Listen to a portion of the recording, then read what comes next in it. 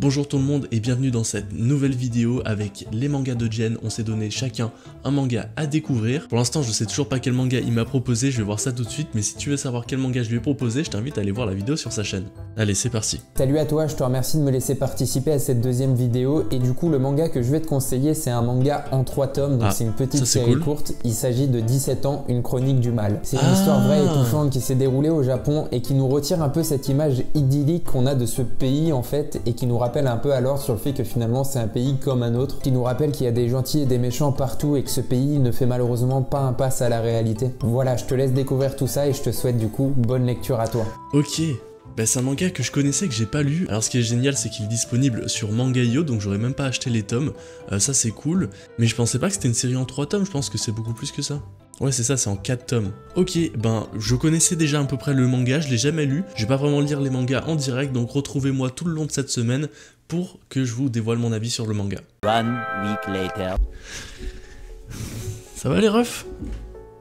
Quoi, y a un détail qui vous choque, il y a quelque chose qui a changé? Bah j'ai menti, j'ai dit juste avant que j'allais pas lire en direct, mais je vais lire au moins le tome 1 en direct, histoire que vous ayez ma réaction. Comme je l'ai dit, bah, je vais le lire sur tablette. J'ai un petit peu d'appréhension parce que je sais que c'est un manga qui est assez lourd à propos des thèmes qui sont abordés, donc moi j'ai envie de vous divertir dans les vidéos et là ça va être pas forcément le cas, donc j'espère que la vidéo quand même va vous plaire. Je t'invite aussi à t'abonner si t'es toujours pas abonné à ma chaîne YouTube, à laisser un like, des commentaires, ça pourrait être très cool pour aider pour le référencement. Et moi bah, je vais commencer à lire le premier tome, donc le tome 1 de 17 ans, les chroniques du mal. J'espère que je vais pas trop j'espère que je vais pas trop bader, j'espère que je vais pas trop vous faire bader non plus. D'ailleurs, petite question pour ceux qui lisent des mangas sur tablette, est-ce que vous lisez les mangas en double page comme ça?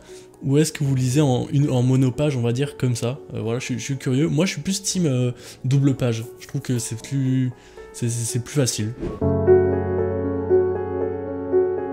Sachiko n'a que 17 ans, et c'est parce que des jeunes garçons veulent s'amuser qu'elle se retrouve séquestrée et va subir brimades, agressions et tortures des semaines durant. Personne ne veut la libérer car tous ont peur de faire face aux conséquences. Personne ne semble soucier de son sort, ni la police, ni les parents. Seule sa sœur jumelle poursuit sans relâche les recherches car elle sait que sa sœur est en danger. Arrivera-t-elle à la retrouver avant que l'irréparable ne se produise? Je fais un petit break là... Je vous ai dit de quoi ça parlait à peu près, 17 ans, les chroniques du mal, là je suis à la moitié du premier tome. Il y a quelque chose qui me rassure, c'est que j'avais peur que certaines scènes soient montrées ou soient... Enfin, je me demandais comment ces scènes-là allaient être présentées. Et ça va, il y a une certaine pudeur, donc c'est pas trop du voyeurisme. Mais mon dieu que c'est... Ouais, c'est... Le tome t'attrape. J'ai pas trop réagi, j'ai pas trop parlé parce que j'étais vraiment happé par ce qui se passe et parce que c'est vraiment très fort et tu sais j'ai pas vraiment grand chose à dire, je vais pas réagir vraiment dessus, mais ouais c'est fort, ça t'attrape et ouais ok, je m'attendais à ce que ça soit comme ça. J'avais juste peur au niveau des scènes un petit peu plus d'agression. J'avais peur de la façon dont ça allait être mis en image et comment ça allait s'incorporer dans le scénario, mais ça reste, ça va. C'est pas montré, donc c'est montré très légèrement, donc c'est soutenable, mais waouh, ouais, ça bouleverse un petit peu là. C'est pas un cadeau que tu m'as fait, Jen. Mais ouais, c'est fort, c'est fort.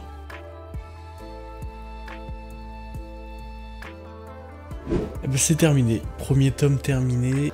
Il y a beaucoup de choses à dire. Si je dois parler du manga en lui-même, il est très efficace. Ce tome 1, il y a beaucoup d'informations, il y a beaucoup de choses qui se passent, mais c'est digeste. On arrive vraiment à identifier tous les personnages assez rapidement. On arrive aussi à distinguer les personnalités de chacun des personnages très rapidement, y compris de la victime, et c'est ce qui rend aussi la lecture assez difficile, c'est parce que on en apprend un peu plus sur la victime à chaque fois. Aussi parce que je dois le dire, mais les dessins sont vraiment top, les dessins sont super, c'est vraiment bien dessiné, c'est bien clair. Ça se rapproche un peu de Naoki Urasawa au niveau des dessins, si vous voulez une comparaison. En vrai c'est la première fois que ça me fait ça, mais je trouve pas vraiment de mots pour raconter...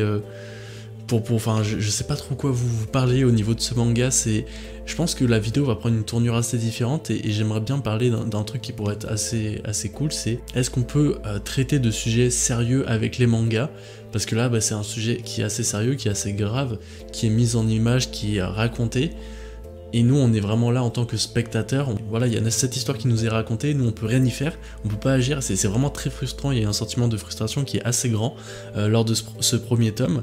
Moi ce que je vais faire, c'est que je vais lire les 3 tomes là de mon côté, et je vous donnerai mon avis global sur la fin, en sachant que la fin du tome 1, donc il nous laisse un peu sur un cliffhanger, on va dire, où on a vraiment envie de savoir ce qui se passe. C'est pour ça que je dis que le manga est assez efficace, parce que on va direct à l'essentiel, on nous raconte vraiment les choses, enfin c'est vraiment très efficace comme manga. Maintenant les sujets abordés sont quand même très chauds, et ça fait bizarre de fin. Voilà, ce tome 1 m'a vraiment remué, il me laisse pas indifférent, et ça c'est ce que j'aime, je dois dire, quand je lis un manga, c'est que après cette lecture, ben j'ai vécu un moment. Et ça c'est important, je trouve, au niveau des lectures, parce qu'on lit beaucoup de mangas, et il y en a peu qui te marquent, et bah ça va être un manga qui va me marquer, je pense, même lors du tome 1, ça m'a déjà pas mal marqué. Donc voilà, on se retrouve avec une petite ellipse au niveau, quand j'aurai lu les 3 derniers tomes, c'est très rapide à lire, donc ça se trouve je vais tout lire ce soir, et je vous ferai un petit débrief et on parlera un petit peu en fin de vidéo, donc à tout de suite. 2 days later. Voilà, j'ai lu l'intégralité de 17 ans, une chronique du mal. En une journée, là, j'ai lu les 3 tomes qui restaient. C'était assez rapide, je dois le dire. Maintenant, qu'est-ce que j'en ai pensé du manga? Le manga est vraiment bien. Il retranscrit un fait divers qui a bouleversé le Japon, parce que c'est une histoire vraie. Je sais pas si je l'ai précisé en début de vidéo, mais oui, c'est une histoire vraie. Et moi, pour le coup, je connaissais pas du tout l'histoire, donc je connaissais pas les tenants et aboutissants. Donc pour moi, c'était une totale découverte. Et vraiment, c'est une histoire terrible, c'est vraiment, je pense que c'est pas un manga fait pour tout le monde. Honnêtement, ça va être peut-être l'un des premiers mangas que je présente sur ma chaîne, que je vous conseille pas forcément, parce qu'il est très très dur à lire, et je pense selon certains publics, certaines sensibilités, c'est vraiment un manga à proscrire absolument. Par contre, c'est un manga qui apporte beaucoup de messages important, notamment la parole, l'éveil de la parole. Dans le manga, on nous montre plein de moments où Sachiko aurait pu être sauvé, plein de moments où il suffisait juste d'un mot, de prendre la parole, de mettre en avant pour éviter une catastrophe, pour éviter un peu cette escalade de violence. Et c'est ça qui est vraiment important, et c'est mis en avant très subtilement. Il n'y a pas l'auteur qui nous dit « Ah, regardez, là, elle aurait pu être sauvée ». C'est vraiment, nous, en tant que lecteur, on se rend compte que « Mais mince, là, il y avait une occasion de la sauver plus tôt, là, il y avait une occasion d'éviter tel ou tel drame ». Et je trouve que c'est vraiment important, et ça apporte un message très très important, c'est la parole en fait. Parce qu'on a ce groupe là d'agresseurs, et parmi ce groupe en fait on va voir qu'il y a deux jeunes garçons qui sont encore mineurs et qui sont embarqués là-dedans alors qu'ils voulaient pas du tout, mais en fait ils sont tellement mouillés jusqu'au cou qu'ils vont pas oser le dénoncer à la police, en parler à leurs parents, parce que s'ils en parlent ils vont se faire agresser par les autres camarades du groupe, alors que faut le dire, le manga est assez habile dans les messages apportés. Aussi il est assez habile parce qu'il traite du sujet, d'un sujet qui est vraiment très grave, avec des scènes très très graves, sans forcément faire du voyeurisme, et ça j'ai beaucoup aimé. Il y a quand même de bonnes valeurs qui vont être communiquées, la valeur de la famille et tout ça, mais il va y avoir aussi énormément de problèmes sociaux qui sont mis sur les spotlights, qui sont mis en avant, notamment le fait qu'on n'écoute pas assez les gens, qu'il y a des enquêtes du même style qui sont pas prises au sérieux par les policiers. On a vu des cas en France récemment là, d'appels audio qui étaient un peu similaires. Comme le disait Jen, ça expose des problèmes sociaux et vraiment flagrants qu'on peut retrouver au Japon, mais aussi ça délivre un message qui est assez important, c'est la parole, ne pas hésiter à parler, etc. Dire les choses c'est vraiment important, prendre les responsabilités, etc. Donc voilà, c'est un manga où vraiment j'ai apprécié ce côté-là. La lecture du tome 1 a été assez difficile, après je dois dire que je me suis pris au jeu et j'ai vraiment lu tout d'une traite. C'était vraiment un très bon manga, très efficace, mais comme je vous l'ai dit, je vous le conseille pas forcément, ça va dépendre de la sensibilité de chacun, de l'histoire de chacun aussi. Pour autant, si vous êtes un minimum curieux, c'est un manga en 4 tomes qui se lit assez vite, que vous pouvez voir sur Manga.io, soit vous pouvez l'acheter en physique aux éditions Naba, 4 tomes ça se lit super rapidement. Merci Jen de m'avoir proposé ce manga, c'est un manga que j'avais vu passer mais que j'osais pas forcément lire parce que je pensais pas que ça allait vraiment m'accrocher. Ça m'a accroché, ça m'a fait vivre aussi des émotions assez fortes. C'est ce que je recherche dans les mangas en ce moment, donc parfait. Merci à toi Jen, et j'espère que tu as kiffé L'école emportée, parce que oui, c'est le manga que j'ai conseillé à Jen, donc je vous invite à voir s'il apprécie ou pas le manga. Le lien est dans la description, et moi du coup je vous donne rendez-vous pour une prochaine vidéo. C'était un viewer, à la semaine prochaine.